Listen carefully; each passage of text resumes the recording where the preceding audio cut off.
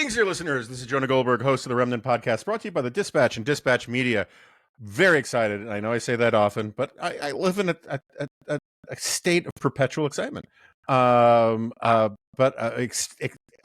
excited by today's guest. It is to my eternal discredit and shame that this is his first time on here. I've known this guy for a long time. I was just telling Adam, our producer, before, Mike Moynihan, who's here. He's the co-host of the Fifth Column podcast, and you may have seen him doing some various other work over at the Free Press. He was actually the moderator for my tete-a-tete with Neil Ferguson, about where he was in a very rare moment, just exceedingly wrong about something. But anyway, I was saying to Adam before Mike got here that my parents loved Mike Moynihan. I don't know if I've ever told him this. And the reason why, particularly for both of them, really, he was my parents' idea of what a young man should be like. Insofar, it's not how they put it, but insofar as you're like, I don't know, a decade or so younger than me, maybe a little more, give or take. I don't know. You have a 13-year-old daughter, I have a 21-year-old daughter, so somewhere in that range, right? But you were one of the only people that impressed my parents of your generation for your ability to hold receipts for old commies, lefties, media frauds, all that kind of stuff. And like, that's my dad was just about holding receipts, right? I mean, like, Sacco and Vanzetti, guilty. Like, guilty. I was very raised guilty, on, as a matter of fact. I was raised not like, even close. Leonard Peltier, guilty. Totally guilty. Marcus Garvey, we can get into that. Guilty. Anyway, as I often joke, my dad, if you want to know what a big chunk of my childhood was like, it was my dad pushing me on a swing while explaining that the Serbian Black Hand was the first modern terrorist organization. So anyway, Mike, as I also told you before we started recording, digressions, cul-de-sacs, long-held historical grievances are encouraged on this podcast. Yes. So we can take this anywhere you want to go. But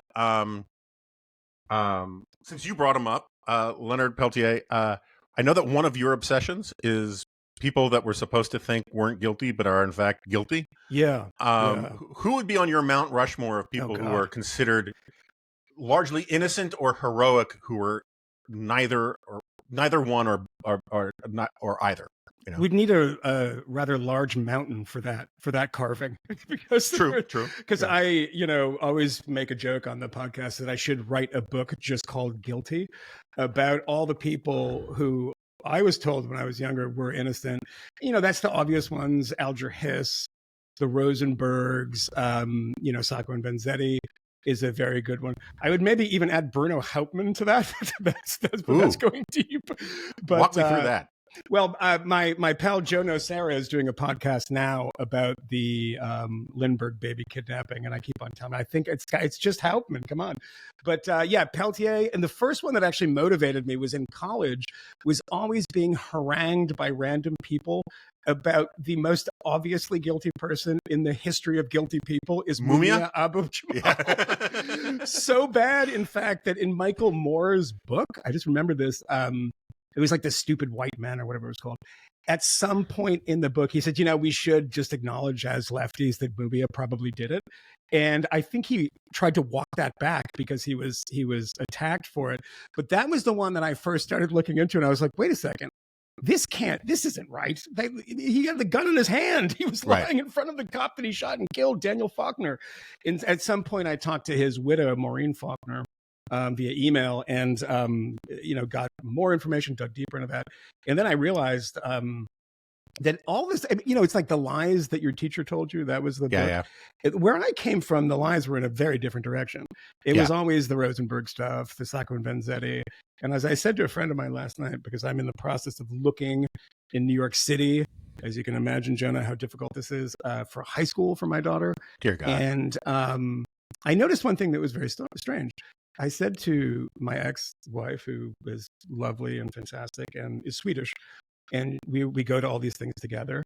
And I said to her, is it odd to you, or do I sound wildly jingoistic for saying, there's not a flag in any of these places, but there's like a trans flag in every room. It's kind of hilarious. Like, I don't care. I don't get motivated by these issues. I'm not like a culture war guy like that.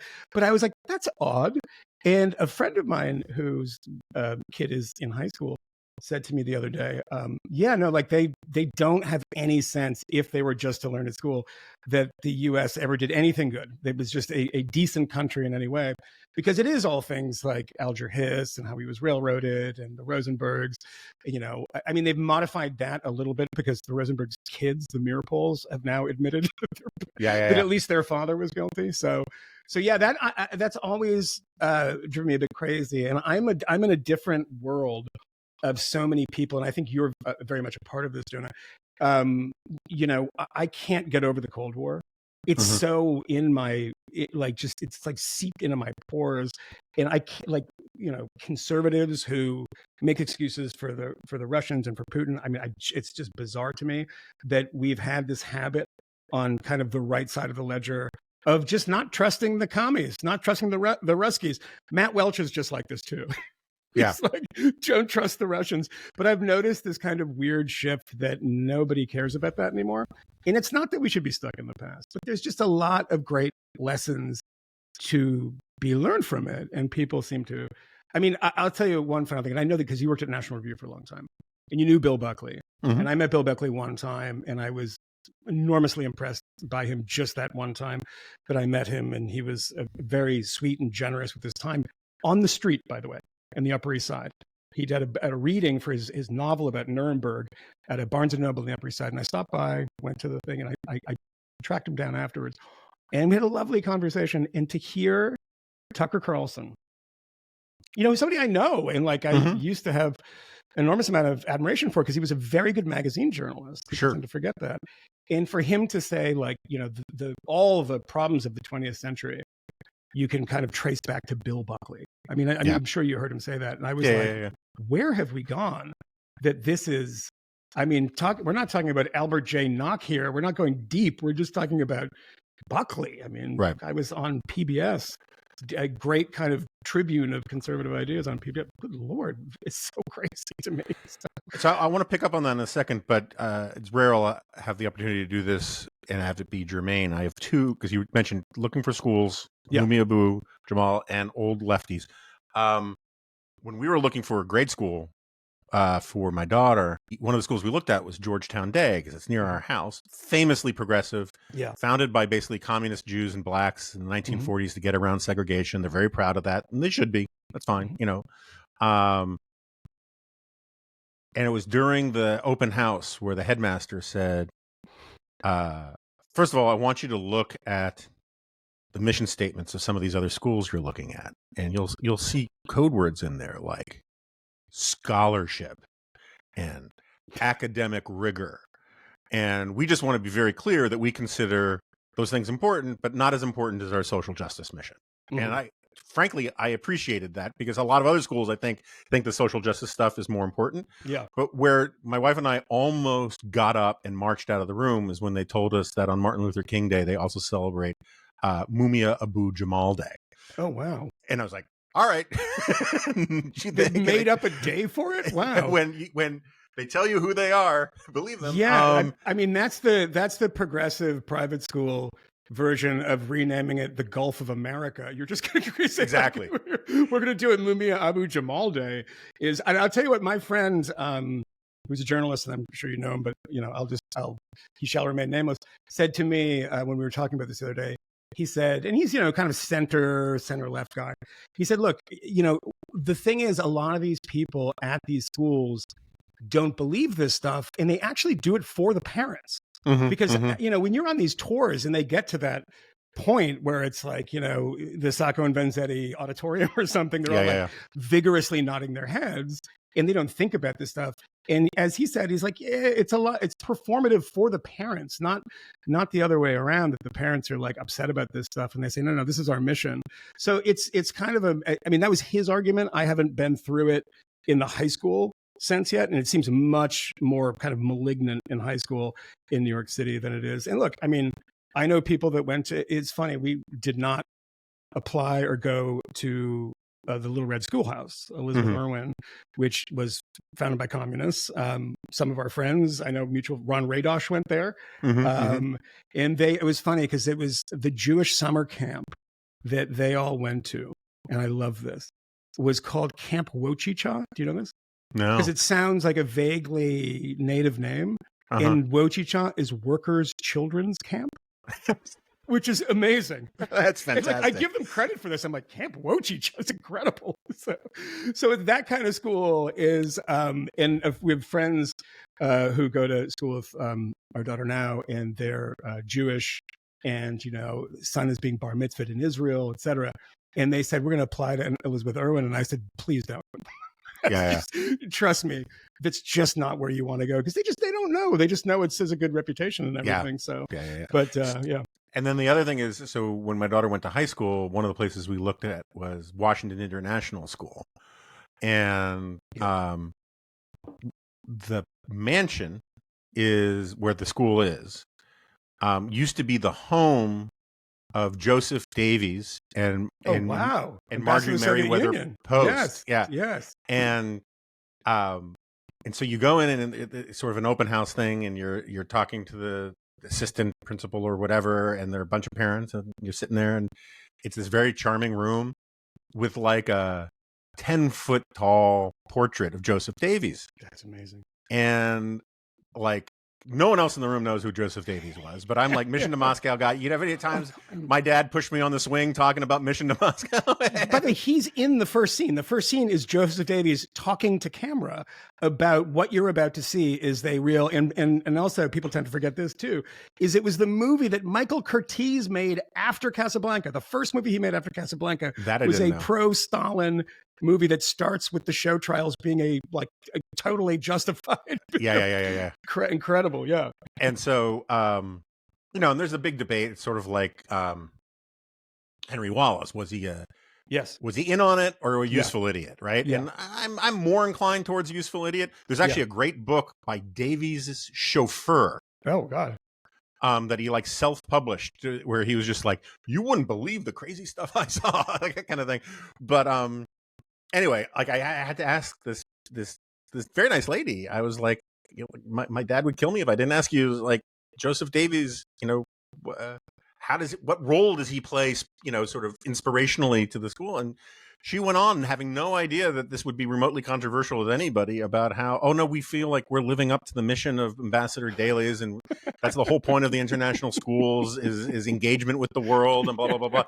And I didn't take that. My wife was like driving her nails into my leg. Yeah. Don't do it. This is what I get all the time too. It's like, you know, and it doesn't help that she's my ex-wife. It's just like, Michael, it's always that my name, and it kind of falls off. Michael, don't bring this up. By the way, for listeners who are huge nerds, and I suspect there's a lot of them that listen to this delightfully and brilliantly nerdy podcast, there's a book that came out, I think, last year. It's probably about 1,000 pages too long, but it's a book about Wallace called The World That Wasn't. Do you know this book? It's Ben Stiles or Ben something. And he's a sort of diplomatic historian, but it's a very rough on Wallace. And, you know, I didn't know all this stuff about his cult associations. Like he's a theosophist or theosophist exactly. or whatever. Yeah. And like there is probably 300 pages on that, probably a little too much, and how that almost derailed his appointment to the vice presidency. But it is a really detailed look at how Wallace became that useful idiot before he ran in 1948. But it's the whole life of Henry Wallace. But it's really, if you like that kind of stuff, it's really worth it. It's a really good. I believe he's the historian. So I was traveling, and Chris Starwald often subs for me on here. And I love Chris. Yeah. And he had Style on to talk about the book. Oh, he did. Oh, yes. Shit. I should go back and listen to that, because it was really, really. I just came across it. It's not one of those things that you get the press release for, and ordered it on Amazon, not having seen it. And this thing lands at the door with a thud. And I'm like, oh dear, this is going to be a lot of my time devoted to Henry Wallace. So. See, I would actually love to do an episode on the Theosophical movement. Because like when you read that first third of the 20th century stuff, it's like this thing that was a thing that we have almost no context for today, right? I mean, like, I'm sure Scientology is Yeah. adjacent, maybe, kind of, but it's not the same thing. Yeah. And Herbert Crowley was into some weird stuff. Alexander Graham Bell, we forget that like a lot of these guys, not Alexander Graham Bell, the light bulb guy, guy, is it Alexander Graham Bell? Who invented the light bulb? Or it gets Edison, yeah. Edison, yeah. One of those guys, I'm screwing it up. Either it's Edison or Graham Bell, but one of those guys thought that like they could use this new radio technology as a phone to the afterlife and talk to dead people. And Arthur Conan Doyle, I think, was pretty similar too. He was seances were huge in the 1920s and 1930s. I mean, look, that's how Houdini ended his life. I mean, the last years of his life, Houdini went around America proving that these people were magicians and that they were fakes, and they were in that moment. It's really interesting that nobody has written, I don't think, maybe a book about this thematically. I mean, even there's like an Amy Semple McPherson book. There's all these things of like these characters. But yeah, that was a moment. We think about the 70s becoming the kind of cult time. 20s, particularly James Randi was terrific on this, by the way, the great, late, great, amazing Randi. Yeah, who was Houdini was his model. And he called himself, an honest liar, because he's telling you that he's tricking you. And he's, the problem with these people is that they're just good magicians. And like the mentalists are pretty impressive. And they went around, and particularly like in turn of the century, telling people they could contact the dead and things like that. But it's an amazing moment in American history. But that kind of big cult movements, the big religious movements. But Amy Semple McPherson, I think, is totally fascinating and almost completely forgotten about too. Yeah, I mean, there's this. It's just like I remember talking to Charlie Cook from National Review a while back about how the moment we were in, again, this was like 8 years ago now, but like reminds you that how much weirder people are than you think, because when social expectations are known about how to keep your weirdness in check, you just don't see it in a lot of people. And then sometimes there are these moments where people get permission to let their more authentic selves out, and you find out they're friggin' nuts, right? And I can't remember who he said, but like there was some famous like engineer or philanthropist or somebody whose name we would remember, who built cities and railroads and that kind of stuff, and also believed that about 20 feet below the surface there was a whole civilization of mole people. There was that kind of stuff. And I just think it's neat to think about. Is like we have this idea that people back then were so much more serious. At least elites were so much more serious. Absolutely right. Yes, but they were weird. They were weird. I mean, it's also that if you don't know a ton about the recent past, and say, like, there were a lot of people that I know who were sort of radicalized by Donald Trump. And by radicalized, I mean, not necessarily they've become sort of, Leninists or syndicalists or something, but they've gotten into politics, and they, and having these conversations about, well, you see all the echoes of fascism and Nazism, et cetera. And I say, well, I don't really.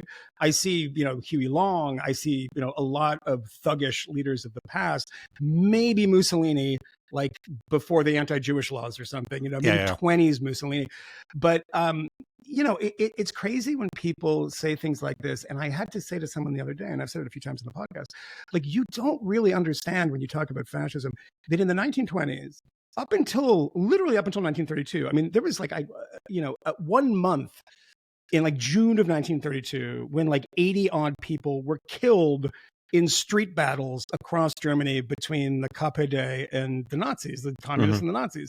I mean, there was Blut Mai in 1929, like the May Day marches when the Berlin police banned the assembly of communists. And I don't know how many people died. It's an incredible amount of bloodletting. It's like, this is January 6th, like every day. And it is with people dying, and not of heart attacks and such. It is just like that kind of thing.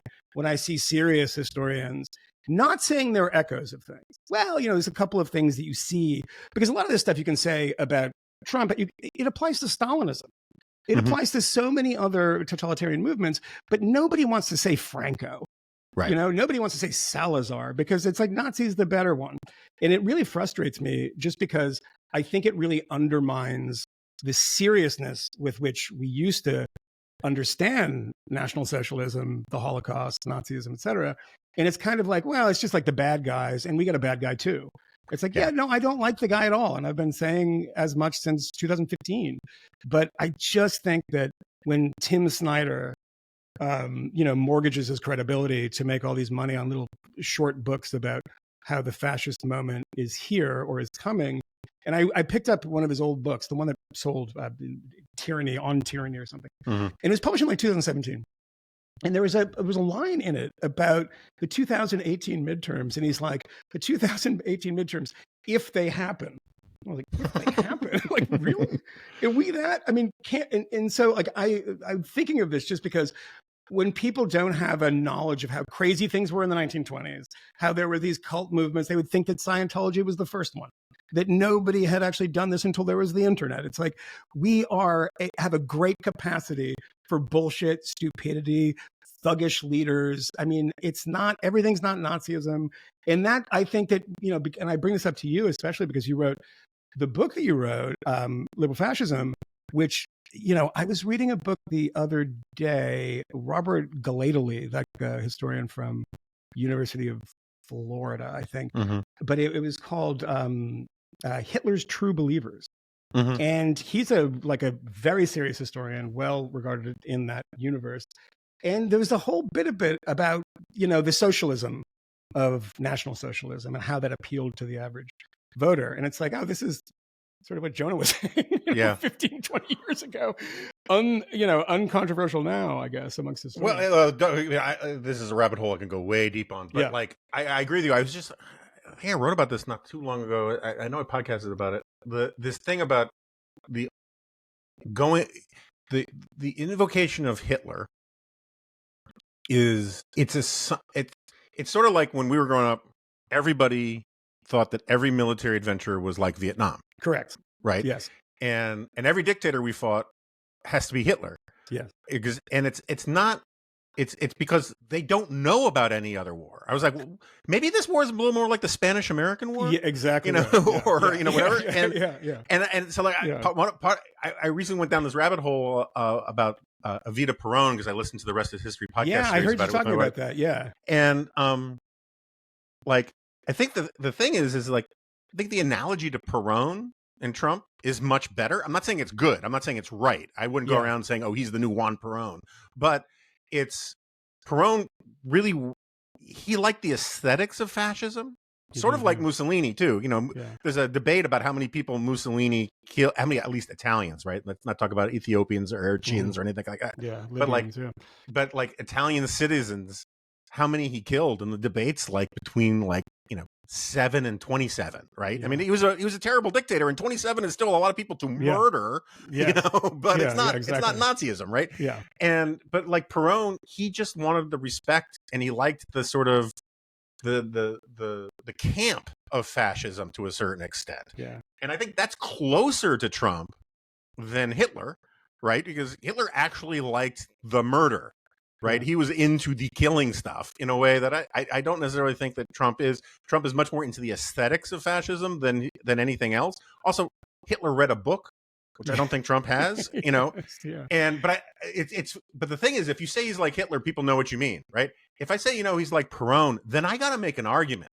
Yes. Right? Then I got to marshal facts, right? If I say he's like Hitler, people are like, oh yeah, he's like Hitler. And it's a way to short circuit or skip or steal bases to just sort of say he's, I don't mean he's literally Hitler. I mean, he's Hitler's our word for a very bad person. And I just think it's a kind of Holocaust denial to a certain extent. I think there's a lot of truth to that. Yeah. But it's also particularly when you're seeing a lot of kind of Holocaust denial and people referencing Holocaust deniers subtly. I'm not going to say that that's exactly what Tucker Carlson is saying when he's interviewing this martyr maid guy. But when he says, in Austria, you can get thrown in jail for just having different, who got thrown in jail in Austria for having different opinions? David Irving.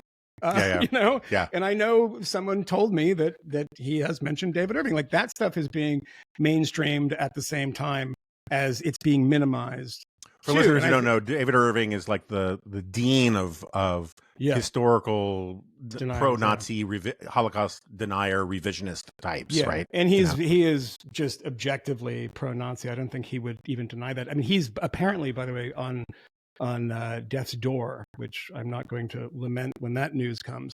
But no, I think to your point, though, is that having to explain to somebody who Juan Perón is, you're like, Evita's husband, is that what we're talking about here? Or, Vietnam, it's like, you're not gonna, like, the war of Jenkins' ear is not going to be a good parallel for people. And so, you have to kind of wade through this stuff. And I'll tell you what, I've been working on something for a long time, and the listeners of the column absolutely hate me for this because I'm not getting paid for it. So I have to do good paid work while I'm doing this. Yeah. And it's turned into this book length project in a way. And it was just about Rachel Maddow's podcast and the subsequent book. The book is called Prequel. And the argument of the book is like, look, we've seen this before. We've had Nazism in America before, and it was in, Burton Wheeler. They were all Nazis and all. And you read this book and you're like, wow, this is just an absolute masterclass in how to pastiche an argument to say that there was an actual fascist threat in America in like 1939, and it was the isolationists and blah, blah, blah. Speaking of Buckley and, his father, who is quite a well-known isolationist at the time, right? But that kind of stuff is that the abuse of history, I see that from her, and she mentions quite frequently, and that book, by the way, has been optioned by Steven Spielberg. She mentioned this on her show. Oh, and this Ruth Ben Ghiat, or whatever her name is, who's always on MSNBC, and she often tweets, scholar of fascism here, and then says, what you're seeing now is exactly like Mussolini's Italy. And it's like, no, it's not exactly right. But, I get it. It's a simple argument to make, and people get riled up by it. And it's good television, I suppose. But I don't think, a question for you, because this came up the other day, and I'm wondering what you think about this, is that, in 2002, 3, 4, the Nation magazine's circulation was like 300,000. Because it was in opposition. This is a sort of thing that used to happen, right? I mean, George W. Bush is in office, the Nation magazine's subscriptions go up, Iraq war is happening, et cetera. And you would assume that would happen again with MSNBC, places like this. The fear is coming back of Donald Trump. But if you look at the numbers, I mean, Fox is, of course, running the tables on them, not even close. Yeah. Rachel Maddow's, they're losing money. She has to take a salary cut, et cetera. And a few of us were talking about this the other day, is that what is, in your mind, happening now in the sense that I think it's just that people are so exhausted by the hyperventilation. And again, this is not to say, and I'll be very clear about this, that Donald Trump is a good person, was a good president, is going to be a good president, is a moral person, is a great future for the Republican Party or conservatism. All of that is a no. But I just think that when you talk about this and the Russia stuff for so long, a second time around, people are like, yeah, I think I've heard this song. I'm not sure I want to see this all over again. I just wonder how you, do you think that that's right? Or it's funny. I just wrote my LA Times column about the vibe shift stuff. Ezra Klein wrote this long thing. Ezra too often, but he offers 4 reasons for the vibe shift. I think they all have some merit. Yeah. I just don't think they get at the heart of it. The problem with Ezra's thinking is well, there's a lot of problems, but one of them is he's we don't think any of that. His structural explanations I don't think necessarily go deep enough, and he never wants to have the left actually in the dock for anything. Yeah. And I do think this is sort of an over-turban phenomenon. I mean, I know people who are just sick of politics. I know, journalists who are just sick of politics, right? So that's got to be part of it. But I also think part of it, at least, is I think Trump has been destabilizing, for want of a better word, to the sort of the political metaphysics of American life. And what I mean by that is he first changed what conservatives are supposed to care about. And by doing that, it used to be conservatives really cared about being called racist. Mm-hmm. I thought it was unfair. That was one of the things that motivated Andrew Breitbart more than anything else, was the unfairness of calling conservatives racist. And now a lot of conservatives not only don't care, they kind of take it as a badge of honor, which I think is gross, but not caring in some cases is kind of healthy, right? Mhm. And so what I mean is that like the way in which the left set the cues for the political conversation, they defined where the Overton window was or Yeah, what the yeah. guardrails were. That's kind of been shattered because it takes two to tango, right? Mhm. There was a consensus about this stuff. And that consensus being gone, all of a sudden, you know, the Democratic Party just ran a, you know, African-American, Asian woman, you know, first woman, this, you know, all that kind of stuff. Against someone that they said was a fascist and a racist and a bigot and all that kind of stuff. And it's not just that they lost, Mm. it's that Black and Hispanic voters and basically voters everywhere shifted towards Trump. Yes. And I think what that has done to a lot of people, and I think this gets at the vibe shift part, right, is just simply that the things that send electrical signals that tell you, you know, neurologically what reality is and feels like and looks like have changed. Mhm. And people are confused. I mean, I know conservatives are confused, and I think lefties are confused. It's like the country's a different country than they thought it was. Mhm. And what you can get away with and what you can say and has changed. Like it used to be that Republicans were terrified of seeming too mean, you know, George H.W. Bush, more will than wallet and all Yeah. that kind of stuff. Yeah. That's all gone, right? And so like I think people don't have, they're grasping for that, you know, the things just to reassure them what reality is and isn't politically. And I think social media feeds into it and all that kind of stuff. But in that kind of environment, it's like, you know, that feeling you get when you're walking down a flight of stairs in the dark and you miss a step Yeah. and you don't know if you're going to fall 1,000 feet or an Yeah. inch, you know. I think that's the way a lot of people kind of feel. And so they're just sort of like, I'm not going to engage with this stuff because I don't quite understand it unless they love Trump or truly hate Trump. Those are the only sort of things that give people a sense of a GPS to navigate the world. Mhm. But for the rest of us, where you're sort of stuck in this thing about how do you make sense of this? What can Trump get away with and what can't he? I honestly don't know the answer to that anymore. And I used to say going into this election that I don't think we're going to see, you know, thousands of people dragged kicking and screaming out of their homes to be deported, you know, or put in detention camps. I still don't think we will, but I'm less confident of the prediction than I was, you know, 3 weeks ago or 6 weeks ago. And so anyway, I think that's part of it. I mean, again, it's an overdetermined phenomenon. There's a lots of other stuff going on, but I just think that like we are now past the point of horseshoe theory. Yeah, for sure. And I mean, this is something like, so let me turn it back on you for listeners. I mean, my listeners know what horseshoe theory is, but just in case, horseshoe theory is this idea that is the further you get to the right, the more you get, the more similar you look to the left, right? Nazism and Stalinism, very similar phenomenon. I do not, historically, I've been a big critic of horseshoe theory, but in this climate of illiberalism on the left and the right, I've reappraised my view, and I actually think there's use for horseshoe theory. Mhm. But where do you come down on it? Well, I think that a lot of people that I've interacted with on this issue, I mean, I have talked a lot about a documentary that I did in Starr County in the Rio Grande Valley, which is the most Hispanic county in America. And I did this many years ago, and I was like, these guys are becoming very Trumpy.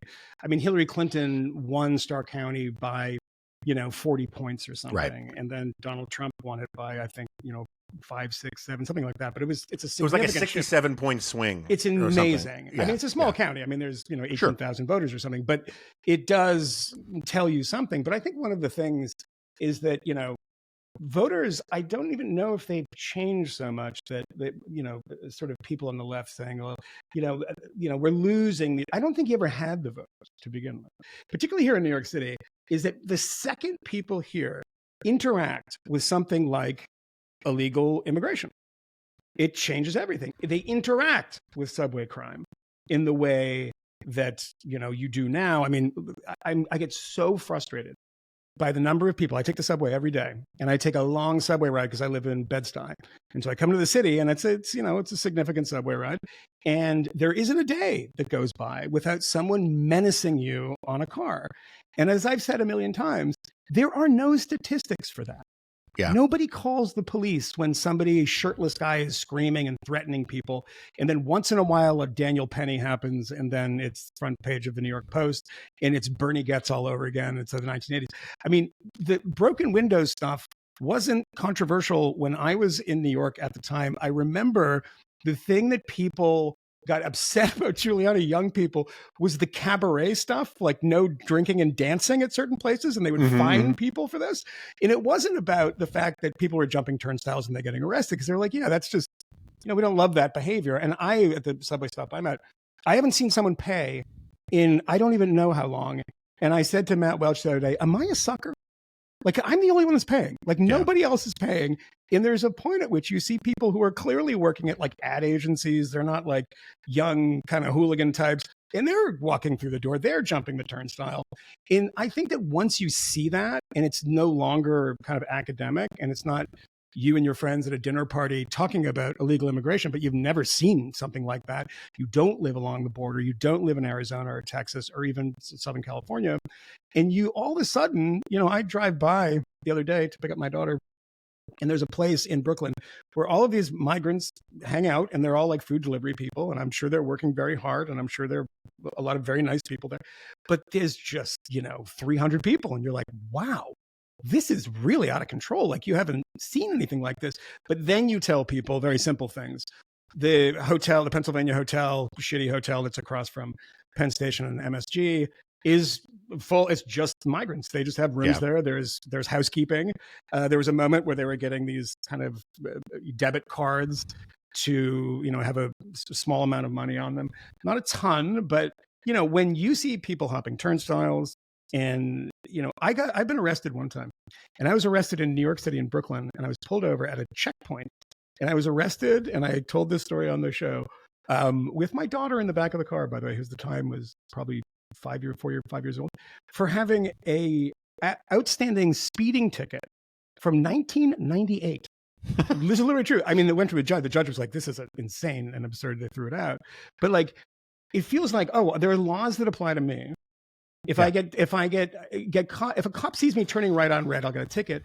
Yet these people on the little motorized bikes that have no plates on them going through red lights, and you feel a sense of breakdown. In that horseshoe theory thing, it's not like, I don't think that there's people that are like, moving ideologically. Of course they are, but I think it's just a confrontation with reality finally. That we live in these worlds in the Upper East Side. We don't really have to see it, but now you really do. Because everywhere you go in New York City, you see a very different city than 15 years ago. It just feels different. And everyone can talk about the numbers, and they can talk about crime stats, et cetera. Yeah, it's not 1993. The worst year for murders in like New York history. But that's a weird comparison. It's a weird point of comparison. So I think there is certainly, that kind of shift. And also, conservatives, quote unquote conservatives, I don't know if they are conservatives, are inviting a lot of these people to come along because they've given up on economics in the sort of free market way or the classically liberal way. And the reason that happens is because it's a very easy argument to make. The seen and the unseen. The unseen is hard to point out to people, right? It's hard to tell people how markets work, but it's very easy to tell people, I can just give you money and you'll no longer be in poverty and you'll have a better life and we can just be like Sweden, et cetera, et cetera, et cetera. So like the fact that conservatives really gave up on that and said, we don't want to, because look, they're right in the sense, there's no principle to it, but they're right in the sense that it's harder to convince a voter with a Cato white paper than it is to say, your job went over there because of these unfair trade practices. We're going to throw up these walls and it's going to come back. And those kind of promises, which, by the way, people don't notice that it doesn't really happen, because I did a documentary about this for HBO, and it's on YouTube called Trump's Trade War. And we went to the aluminum smelters that opened up again, and the small number of people that were benefiting from this. And none of that stuff worked out, but no one is really keeping receipts on that. No one's really saying, well, did that actually work? Is that a good thing? Because so many people that I know in the left, or my friends who are like moderate liberals, are like, yeah, no, Republicans are better than they were, because that was all free market and Reaganism and, Reaganomics. And now it's like a little more my style. So I think the horseshoe theory is kind of pushed forward a little more by this, I think, horrible transformation of the Republican Party into a party of dumb populist economics. Yeah, so like this is the thing, getting us back to Tucker. Tucker loves to do this, or he did. I mean, I very deliberately do not pay any attention to Tucker now, unless I am forced to, out of necessity. But Tucker loved this. There's no difference between the Republicans and Democrats stuff. Which is like this really cheap radicalism thing. Yeah, and the key to those kinds of arguments are always to pick the issues where there's consensus. Yep. And say, see, there's no difference between them, and not pick the issues where there's actually like serious partisan differences. Yeah.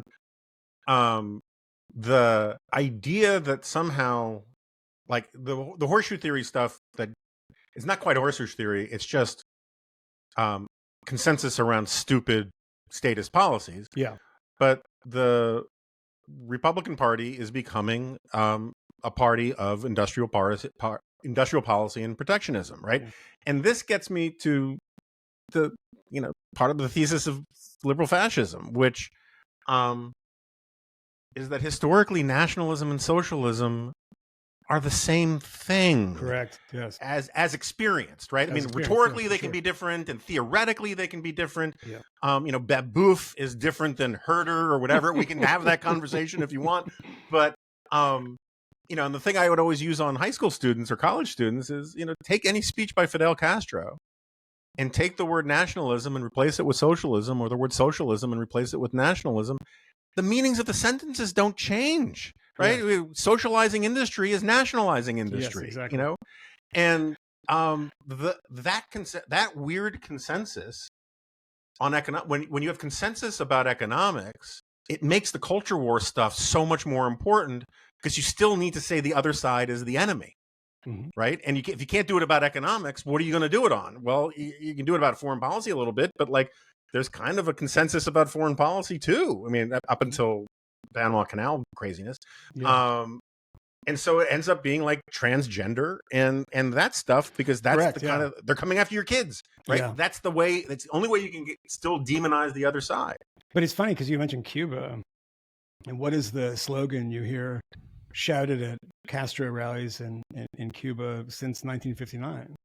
Patria muerte, fatherland or death, homeland or death. I mean, patria is like, I mean, that's, they're replacing words. Sometimes you don't even need to replace the words, and they sound exactly the same. So yeah, no, I had Sinan Doon on here. He's a colleague of mine from AEI, does India stuff and South Asia stuff, and he was making, I was making this point about nationalism and socialism being kindred things historically, and he has this whole riff, about that whole Bandung generation stuff. Like, all of those movements of national liberation were also nationalist and socialist. And, if you read the speeches about, from Castro, from Cuba, about national liberation, they're Mussolini-esque. I mean, you'd be forgiven for thinking they were read by Mussolini. And fun fact, when Franco died, who I actually don't think was a textbook fascist, he denied being a fascist, right? Yes. But when Franco died, Mussolini declared, Castro declared, I think, either 3 or 7 days of national mourning, in Cuba, and so it's the narcissism of small differences stuff that, in some ways, makes our politics so terrible these days. Is because they need to find these shibboleths, they need to find these insignia that say, oh, those guys are Crips. We would never wear red. We wear blue. That makes us completely different, Yeah, I mean, like I mentioned before we started, the diaries of Victor Klemperer, which everyone should read, the ones that you can get in the U.S. called I Will Bear Witness, which is 1933 to 45. He was a German Jew, a philologist, a quite accomplished academic. And he was one of the rare Jews that survived the entire war. And by the way, the irony of this is that he was saved by the bombing of Dresden. When the firebombing of Dresden happened, he tore off the Yellow Star and disappeared. and went west and survived. But there's a third volume of his diaries that I was mentioning to you called The Lesser Evil. And it's about him being welcomed in East Germany and giving him this great position.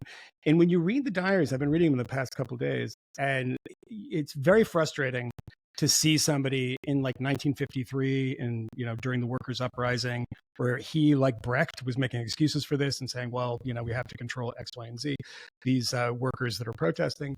I mean, it's you see a lot of this stuff with, I used to complain about this with, you know, all the credit in the world in the bravery to Mandela.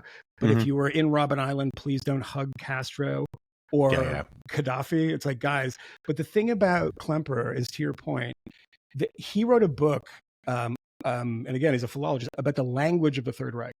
It's a masterful book, and it's very well known amongst people who care about this stuff, in just the kind of phraseology and how the Third Reich actually changed speech. And at the end of this book, nearing the end of his life, because he dies before the Berlin Wall, and he starts saying, like, confessing to the diaries, like, I just don't see much difference between the language that we have at these party meetings and at these university meetings, which are very SED party dominated, from fascism. It's pretty much the same thing, but I'm okay as a Jew here. But it's like race has been replaced by class, as he says that at one point. But I always found this interesting, too, with the far left guerrillas, I guess you can call them, the terrorists in Germany in the 60s and 70s, you know, widely just called the Baader-Meinhof gang. But so many of those people had this intersection with Nazism, because the entire point of the Baader-Meinhof gang was to say, hey, we find out after 1989, they're getting help from the East Germans, the so-called anti-fascist state, because West Germany, the Bundesrepublik, Bonn, had become a fascist country. That's what fascism had just extended here. And then you see that when they're trying to get weapons, they're buying them in Berlin from a famous Nazi bar, like a neo-fascist place. Okay, you know, maybe that's the only place you get them. You buy them from the Nazis. And then you have a hijacking, and the Jews on the plane, an El Al plane, are separated. We're separating Jews. And who are doing that? Germans. They're, you know, and amazingly, one of the guys' names was Wilfried Böse, which is the word for evil in Germany, Böse. And he's separating Jews.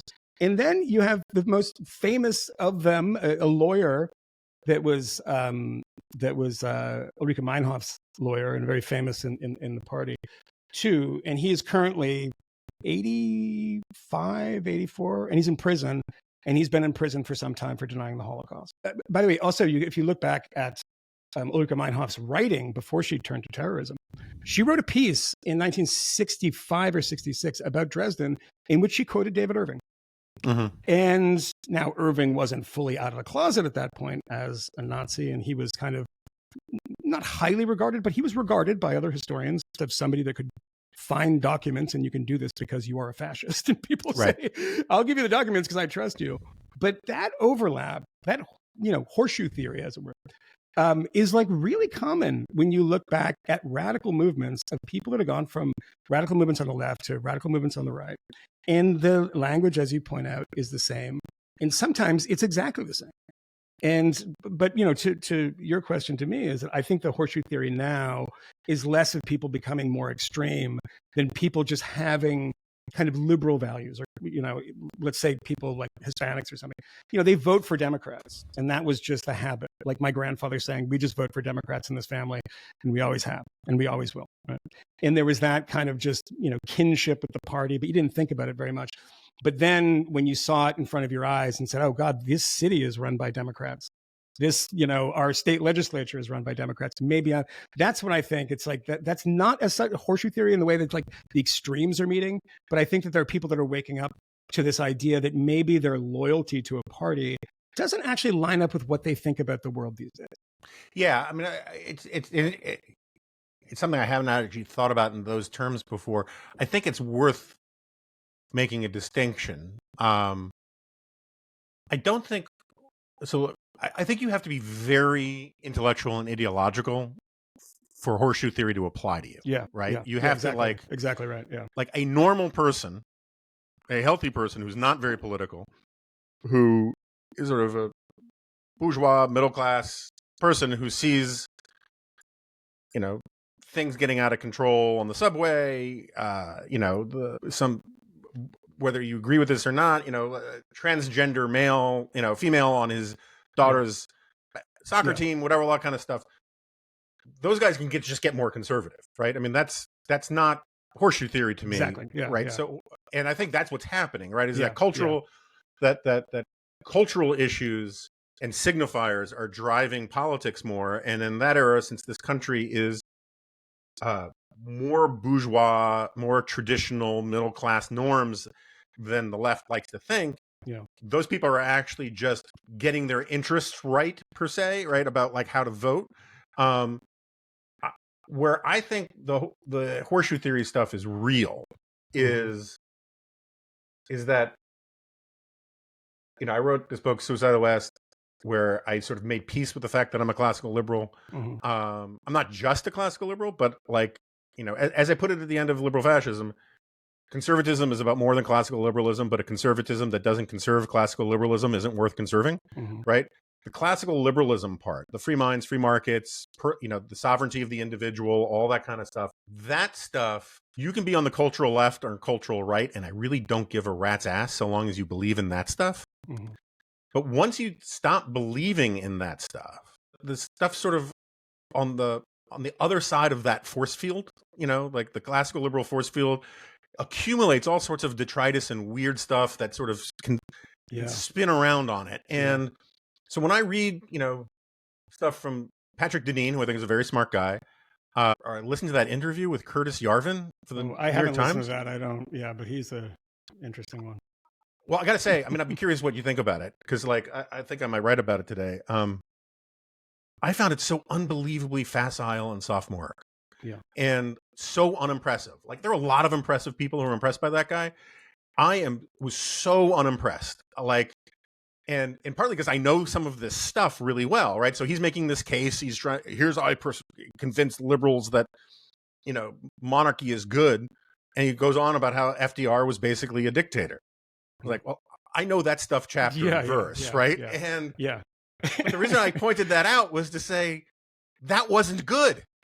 And he wants to make the case that FDR ran things great. And my argument is no. He made the Great Depression. He made the Depression Twice. The Great Depression. Second Depression.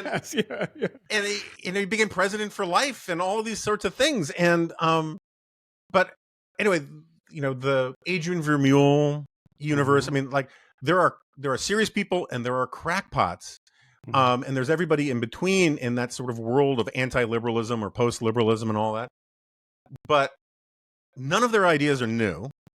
And none of their ideas are particularly distinct from other anti-liberal. Like, I think Marxists were the first post-liberals, right? And there's a reason why, Deneen's book, Regime Change, has all of these, what I'm sure he thinks are very clever sort of nods to like Marxist literature. What is to be done is one of the chapter titles and that kind of stuff. Thank you, Lenin. Yes. It's because there's no other, we talk about philology, right? I mean, philology is the study of the structure of language. The structure of anti-liberal or non-liberal language is just authoritarianism of different colors and stripes and stuff. And it's, once you've figured that out, it's just different dialects of the same mother tongue and not particularly new or interesting to me. But the fact that people buy into it is new and interesting and disturbing. And I haven't figured out exactly how seriously I should take some of that stuff. It seems to me that a lot of this stuff, the root of a lot of these changes amongst people that I know, people like Sohrab, who I really like personally, is a lovely He's a very nice person. guy personally, yeah. And he's a very smart guy. And, the Compact magazine that they run. And, look, I've read interesting pieces in it, but I've also read pieces defending East Germany. This thing like what Soviet nostalgia gets right. It's like, excuse me. And I think so much of that comes from foreign policy, actually, because Sohrab was a very dedicated neocon. He was a very dedicated, regime change in Iran, where I think he was either born or his parents were born. He might actually have been born in Iran. I think he was. He is abandoned that. And look, you see libertarians There's a completely batty school of libertarians who seem to have taken over the kind of mantle of libertarianism. You see this comedian guy who's always, I can't remember his name, who's always talking on Twitter, and they never talk about economics. I've never heard them talk about economics. It's just not even an issue. It's all about foreign policy. It's all about Israel. They're literally more interested in having conversations about how bad Churchill was than they are about, are trade barriers net positive for the American worker, right? Yeah. I mean, these are interesting conversations that I think they're actually really like real conversations to be had. I mean, David Autor at MIT wrote that thing about, there is a problem with free trade and what, the opening of China has done to the blah, blah, blah. That's an interesting conversation to have. People like Russ Roberts, who are smart, to have a Scotland Sickham, who's brilliant on this stuff. And that's like, I love reading about it. They've just completely abandoned it. And it is their motivation for everything is foreign policy. The thing about Tucker that I've noticed, he said it, I think, once directly. But he said it a number of times, and I know exactly who he's talking about. He says, like, these people who I used to scorn because as a conservative, I was supposed to. And he's talking about Noam Chomsky. And he's done a bunch of these things about Chomsky. Glenn Greenwald, too. I mean, he used to tell me, like, I'm agreeing more and more with Glenn Greenwald. I can't believe it, Yeah, now it's just out in the open. I mean, it's just out in the open, and they do these like 2-hour love fest together. Yeah. But that kind of thing, I mean, it started in a way for me with Trump in that interview that he did with Bill O'Reilly, when Bill O'Reilly said, Putin's a cold-blooded killer. And he's like, look at our history. You've done a lot of bad stuff too. And I was like, wait, what? The Republican nominee for president just, said we're pretty bad on the international stage too. And it's just been a weird thing, particularly. So let me ask you about this more directly, because I've asked a couple of people about this, and I've always gotten different answers. It's sort of fascinating to me, because I've seen, you live in NR for 20 years, and there are literally dozens of us, nerds like us, who like follow this stuff this granularly. And one of the things that is fascinating is, like, it kind of doesn't matter what the gateway drug is, what the red pill is, when people start these migrations, right? About becoming sort of cranky on economics or cranky on cultural stuff or conspiratorial, right? Whatever. Yeah. They end up being obsessed with foreign policy. Yes. And it doesn't make a lot of logical sense to me. It's like, okay, so all of a sudden you think that liberal democratic capitalism is bad and we need a social welfare state. Why are you talking to me about Israel? Like, what, which, by the way, has much closer to the economic system that you would like. Exactly. Yeah. But it's weird. It's like, and the reason why, one, because you kind of brought it up, but two, I was talking with Pod about this yesterday. My colleague Nick Catoggio, he made this argument that I don't necessarily fully subscribe to, but I think it's worth taking seriously. That the reason why Trump is talking about, literally in his inaugural address, about territorial expansion of the United States and taking the Panama Canal, is that is historically where nationalism has to go. Right, there's something about notions of greatness and nationalism that has to lead to greatness on the world stage, and the only metric for that is either winning a war or expanding your territory, right? And it feels to me like there's some truth to that. It can also be explained by Trump's Putin envy, right? Oh, he got to do it in Ukraine. Xi gets to do it in Tibet and Taiwan. I got to do it somewhere, right? If I'm going to be remembered like one of those guys.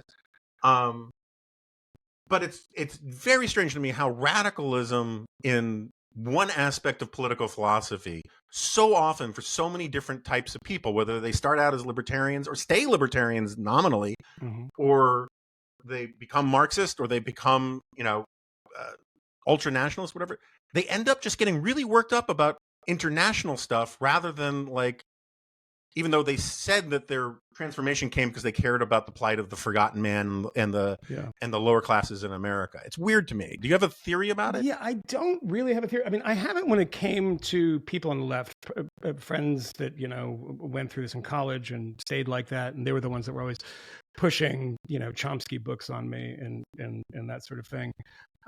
You see the thing with Chomsky is that just the math doesn't make sense. Could it possibly be that in every one of these foreign policy entanglements throughout the history of the United States, that we're the bad guy in this? Right. In every single instance? I mean, that obviously was pretty telling. It's like, oh, I get it. Like, you guys just aren't fans of the United States. I hate to just say, like, that seems like a sort of base, silly thing to say, like, well, you're anti-American, but there's a lot of truth to it, right? I mean, when you, for sure, when like you the are people's saying, history of the United States is how much Zen I hate view the of United history States. is that it starts from the premise that the Yeah. people in America are oppressed by the same evil government and the elites, and Yeah. you start from the assumption that we're wrong and then work backwards. Yeah, it's the original sin kind of view of foreign policy. And, like, if you're Noam Chomsky and you're dedicating time in 1976 to saying that Father Ponchot and all of the accounts coming out of Cambodia are probably fake, and they're just, over. And anyway, by the way, whatever's happening is our fault anyway, because we bombed. I mean, you can get to this point and they work backwards. So it is weird to me to see these people that are kind of nominally on the right or libertarians taking this kind of argument that is fundamentally an argument that looks to work backwards from the conclusion that we probably did this. I mean, looking at this, this guy that I saw, his name's Scott Horton. I don't know anything about him, but he's this antiwar.com. He's a libertarian-ish guy. But he wrote a book about Ukraine. And what is the name of the book? Provoked. Provoked. It's the name of the book. It's just like, we did it. It was us. Even in Ukraine, the color revolutions, we are destabilizing people. No one else is ever doing this. And, Putin and Transnistria, they don't care about that or something. But it is this kind of envy, I think, with Trump, who's like, yeah, they do it and they get away with it.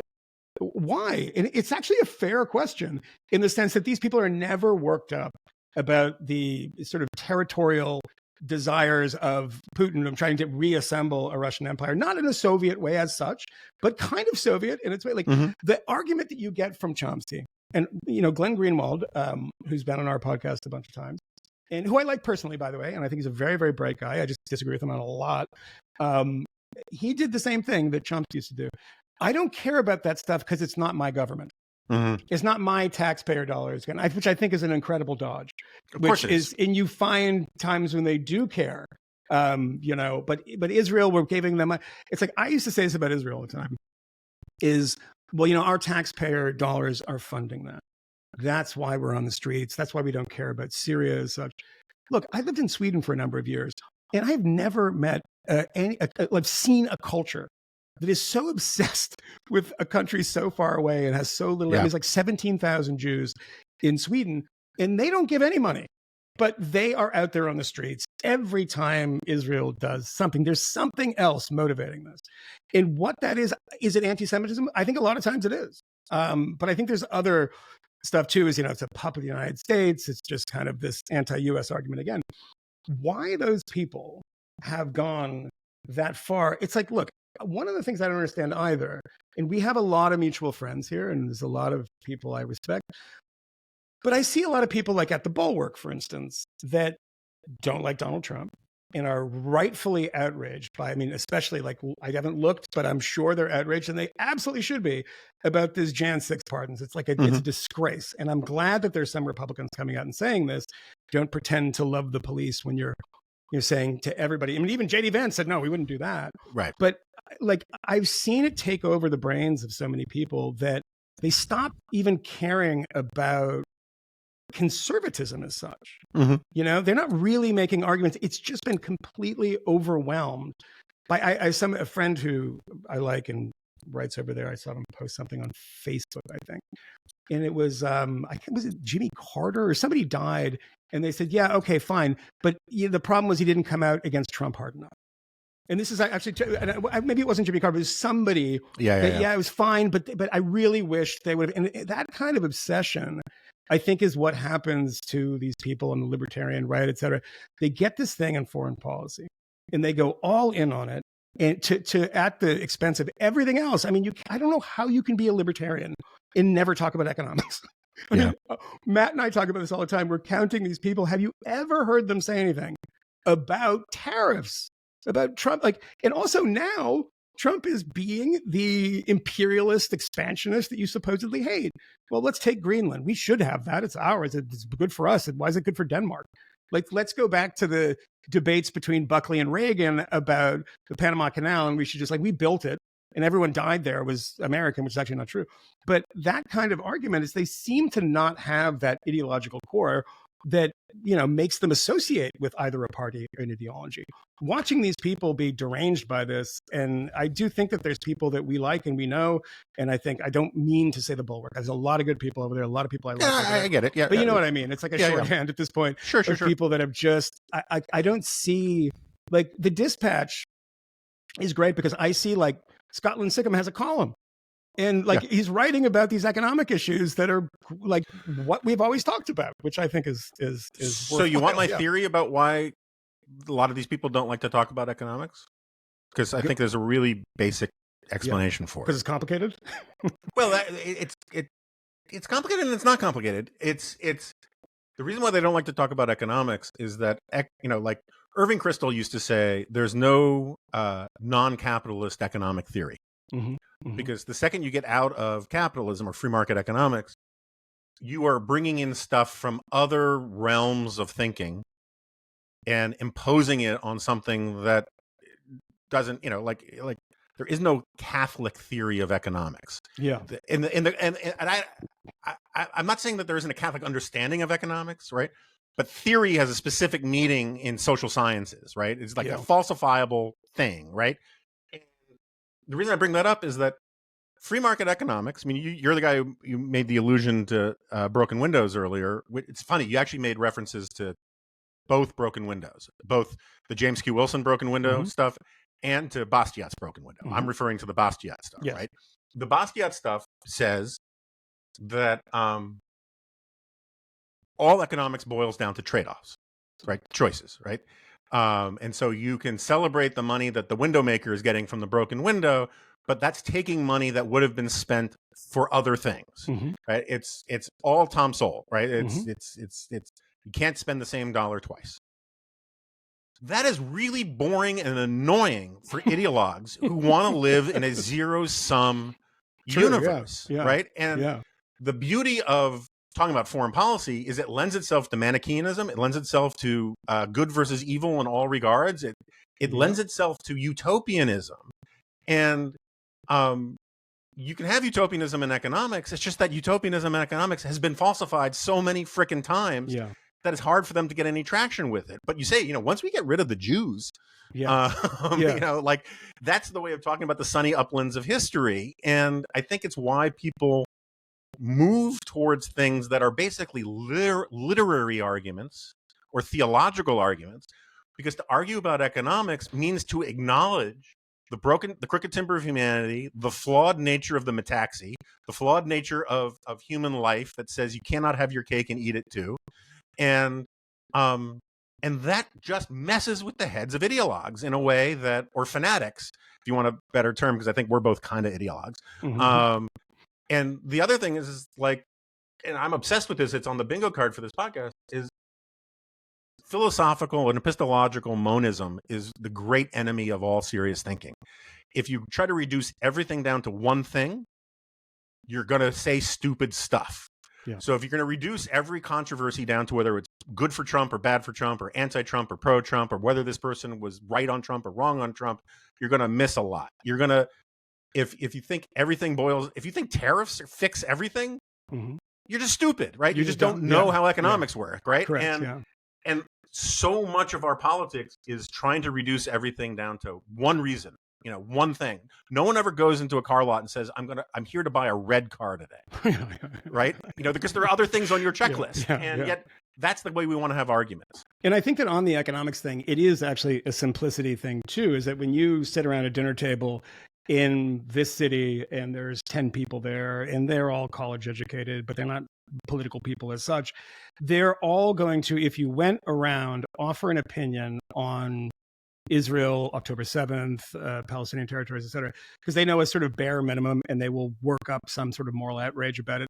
If you go around asking them about tariffs, they'll be like, I literally have no idea what you're talking about. Yeah, sure. Maybe it's good. Maybe it's bad.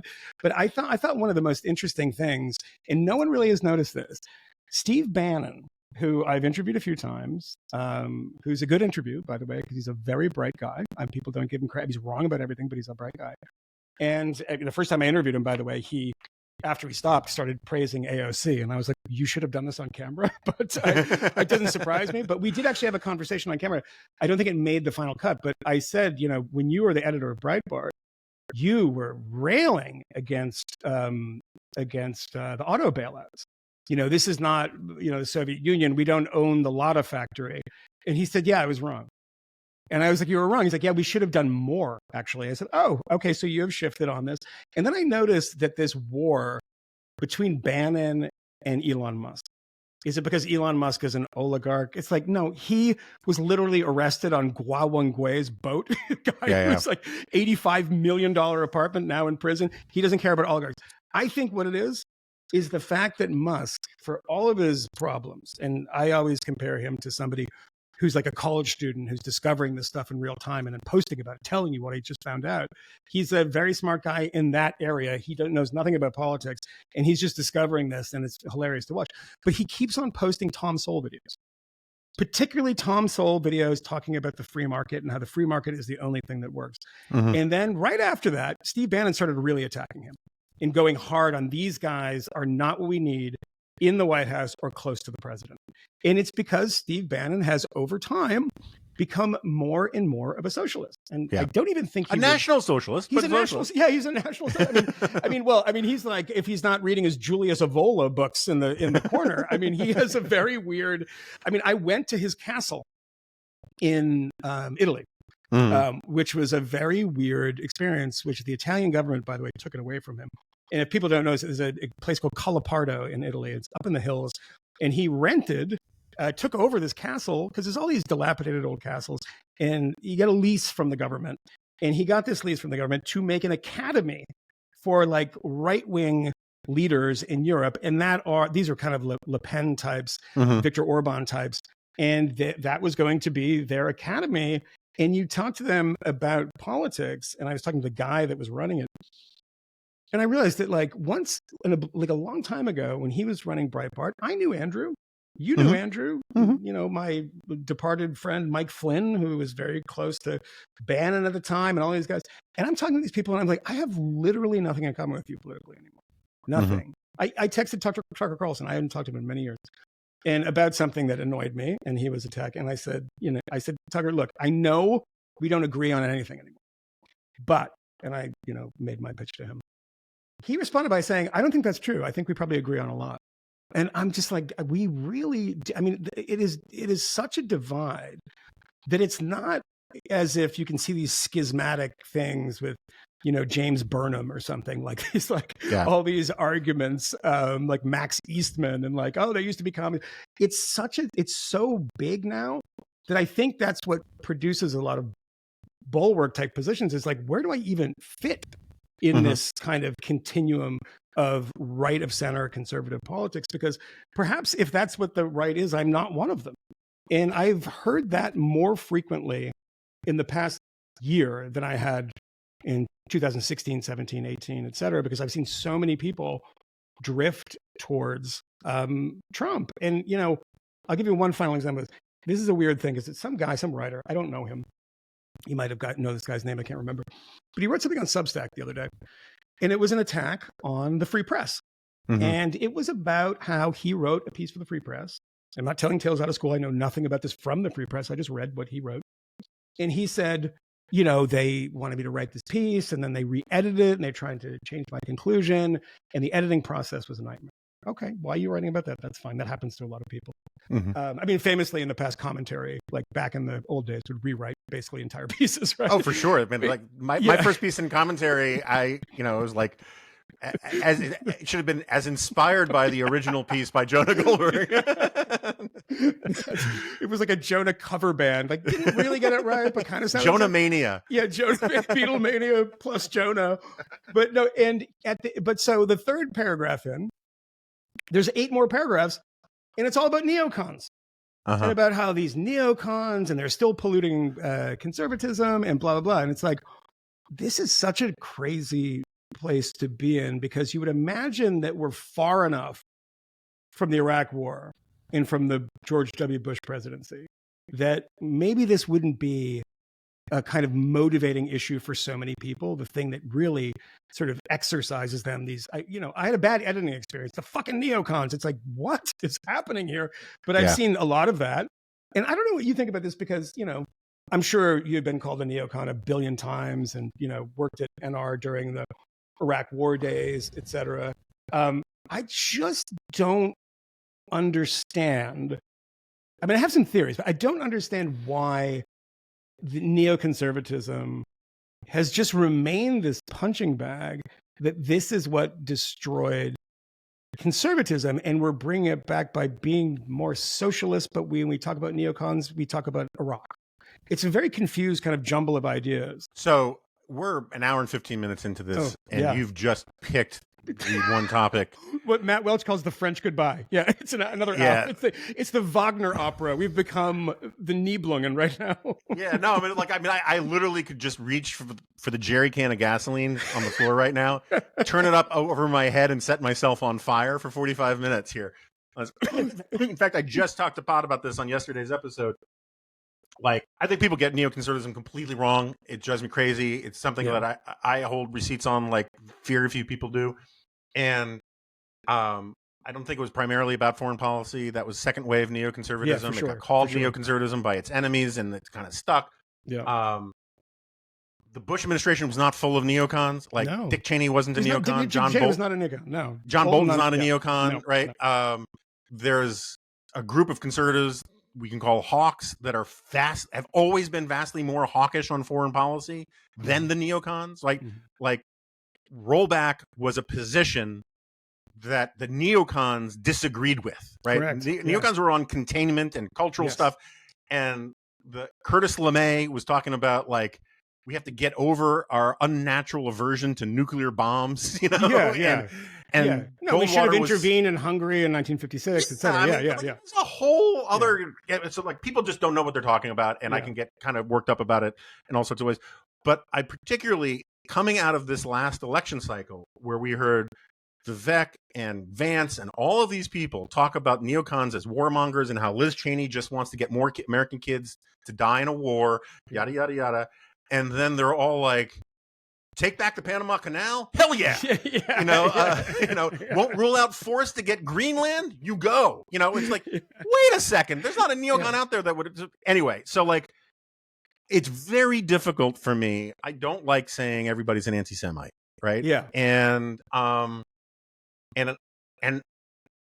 even though there's obviously some anti-Semitism to it, because even though a lot of neocons aren't Jewish and weren't Jewish, and even some of the quote unquote neocons that these people hate, like Bush and Cheney and Liz Cheney, aren't Jewish, there is still something about the Jewish association that drives these people nuts. Yeah. That, or at least some of them, not all of them by any stretch.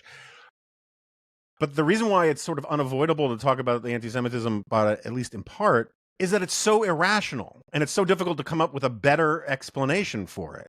Yeah. The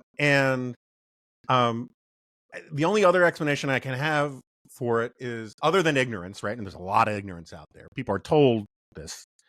I think neocon has become, there's an irony. Neocon, there's a lot of argument about where the term originated, and a lot of people claim credit for it and all that kind of stuff. But the standard history says that Michael Harrington came up with it to describe his old friends who used to be socialists who moved right.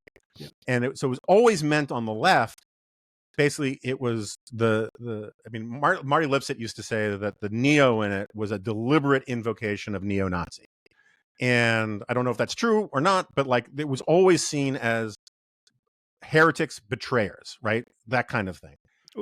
Always pointing out, by the way, also, this is the Jewish thing too, always pointing out Even, by the way, when this isn't true, that they're former Trots. These are That's all right. Trotskyites, you know? And literally the number of former Trotskyites among the original neocons is like 3. Yeah. Yeah. And don't tell me that it's like, oh, well, you can't trust these are former communists. Max Eastman was like Trotsky's literary agent. Burnham was close friends with Trotsky, and translated him, when he was the editor of Daily Worker.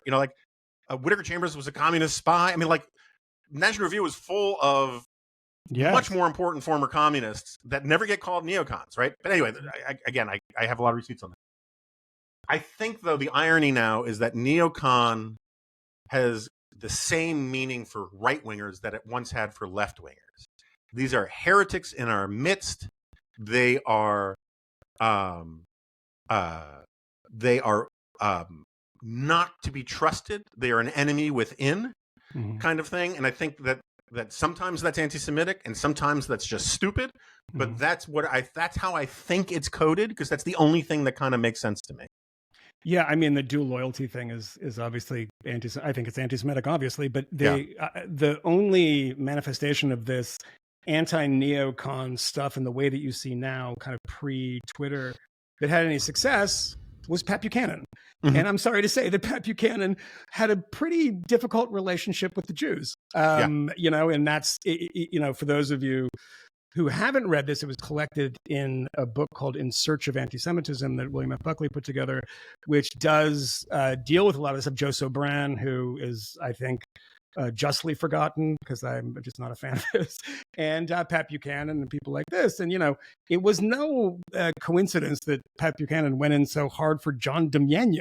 It's like, oh, good Lord, what is happening? So I don't think it's surprising when you have, and then the new versions of this martyr maid character, Daryl Cooper, who is just some guy who does podcasts and somehow is, has 500,000 followers and, one of the most successful history podcasts, is making allusions to Holocaust denial and constantly going on about the neocons.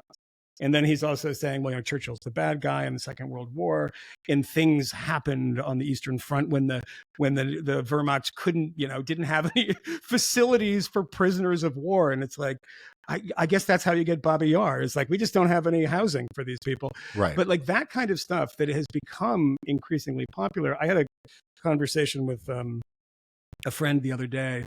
And again, I won't French goodbye this one. This will just plant a seed for maybe we can do this again, and you can come on the call and talk about this. There is a comedian named Ari Shafir, who I like. He's a funny guy, but he's in that kind of universe, a little bit of the kind of Rogan universe.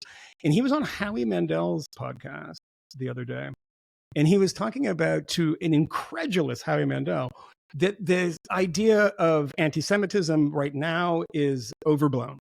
He's like, I have a Jew face. This was his language. And nobody says anything to me. I don't go out. I don't get a hard time. And I sent this to a friend who I think knows him. And I said, what do you think about this? And we had a long kind of text conversation. And he was like, no, he's totally wrong. There's a reason that there's, armed guards at synagogues and the rest of it. But just this kind of idea now that there is, and we talked about this, there are so many. I made a list of these things because I'm, mentally ill. And I made a list of these things, of all these Twitter accounts that are amazingly popular, 200, 300, 400,000 followers, that are just actively like World War II revisionists or like anti-Semites and stuff. And it's like, it might not be what motivates these people who hate neocons. And all those people are talking about neoconservatism all the time. And I know that not every anti-neocon is an anti-Semite, but every anti-Semite is an anti-neocon, so it comes up quite a bit. But it just seems like that is a common denominator so much of the time. And I don't know if because everyone went to Blue Sky, that we're seeing more of this stuff because, the foliage is coming off the trees in a way, and it's just there and it's naked and we see it. But there is really a lot of it out there. And I don't know how, is it as serious as all that? I don't know, but like these people have a lot of followers. Yeah. And I think like the David Irving type stuff is kind of making a comeback. David Irving tweeted, or whoever his point person is, tweeted this stuff in the Tucker Carlson kind of controversy and said something to the effect of like, David is happy that his ideas are finally becoming more mainstream.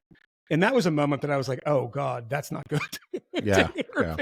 Thinks that this stuff is becoming more strange. But anyway, that is a very long conversation. And I know we've Yeah, gone for I have theories about it. It's interesting. And you know, I'll definitely have you back. I think one thing to think about is, other than just anti-Semitism and all the obvious explanations, right? Yeah. Is that in a culture where everyone is becoming sort of dead inside, you know, we're all kind of turning Japanese because we're just saturated in freaking porn and no one cares about sex anymore and all these kinds of things, right? But the whole thing about an attention-driven economy, right, is driving engagement. And one of the last things that gets people worked up are like racism, pro and con. Yeah, of course. Yeah. And anti-Semitism and Holocaust denial and all that kind of stuff. It's a way to get eyeballs and feel like you're saying something important, right? I don't think it's just pure engagement whoring. Yeah. I think that like people want to feel it's a status thing, feel like they're being attacked for courage and you know, people want to be transgressive. And in a society where everything is permitted, it's harder and harder to find good candidates to be transgressive, right? You can't just walk your lobster in the park in 1890s Paris the way you used to be able to shock the bourgeoisie. And my pal, and I'm sure you're friends with him too, my pal Abe Greenwald said the other day about the Elon Musk Hitler salute. And kind of shocked his fellow panelists on the commentary podcast. I think there's something to this. I mean, you can't prove this, but he said, you know, I don't think he's an anti-Semite. I don't think he's a neo-Nazi, but I do think he knew what he was doing, because it was essentially him trolling, because that's the language that he speaks. He speaks the language of trolling. And it gets to your point of like engagement. It's like, how do I, you know, make something out of this speech, which, you know, nobody will pay attention to otherwise. You know, you want to be in the news cycle more. You want to, like, you know, get people worked up on your platform that you're trying to make money off of and not making money off of.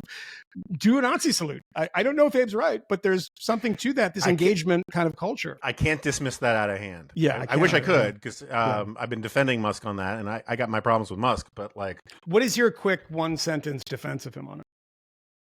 If you look at it in context, right? If you look at the full video, first of all, this is not a man with a pro athlete's or professional dancer's command of his own body. I mean, he looks like that guy. Remember that video? I can't remember. Was it Steve Ballmer for the Microsoft thing? You know, like developers, and he's jumping up and down, right? He looks like a kid having a fit. Yeah. Yeah. I mean, like this is like. The way he moves when he comes out on stage in that, or like at the beginning of the video that I saw, he looks like he's celebrating because he just won the chess tournament. He's that kind of guy, right? Yeah. And his gestures are awkward and weird. And so when you see how he's doing it and you see where like the original camera angle was and all that kind of stuff, it just feels to me like an inadvertent use of his arm, because he's like all worked up and jazzed and all that kind of stuff. Yeah. And like the number of people, I mean, like I thought Laura Ingram's, you know, Nazi salute gesture at the 2016 convention was plausibly more deliberate. But even there, I'm not standing by. I'm not making that accusation. It's just like it looked more deliberate to me. But you know, there's 1,000 pictures of Kamala Harris with her arm out like that and all that kind of stuff. And so it just didn't feel like, in that context, it being a deliberate Nazi salute made any sense. But Abe's theory makes some sense. I'm not saying it's right, but I'm not dismissing it out of hand either. You know, it's funny because this is an old argument. I mentioned the Maddow book, and there's a picture, I think, in it, or she talked about this. And there's a photo at an America First rally at Madison Square Garden. And, you know, I can't remember, maybe it might Ernest Lundeen or something, you know, giving the salute. And look at, they're all giving Nazi salutes. And everyone is doing it. It's 3 people. But no one points out that in the back, the other person doing it is Norman Thomas. And I'm like, maybe something else is happening here. Maybe they're pointing to the guy that, you know, sells the peanuts or something. But there's always these kind of, is that person giving a salute arguments? And it goes back to 1939. Well, so no, what's funny is I think it was actually called the Bellamy Salute.